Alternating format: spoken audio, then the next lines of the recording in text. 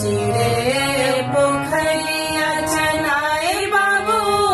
चेरे मोहार चनाए बाबू चेरे मोहार राम तारी पैसी चनाए बाबू करथी स्नान राम तारी पैसी चनाए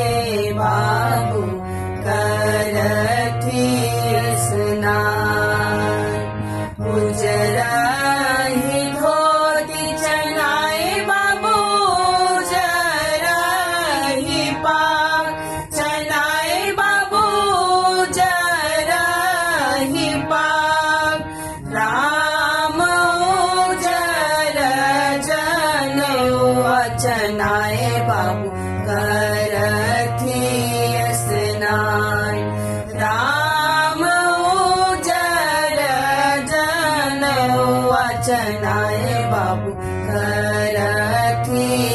स्नान उजरही फूल चनाए बाबू जरही दूध चनाए बाबू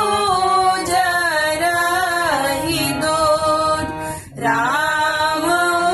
जरही नाव चनाए बाबू आहा के श्रृंगार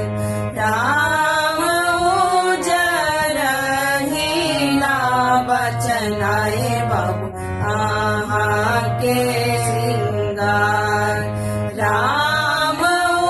जरही नाव चनाए बाबू आहा के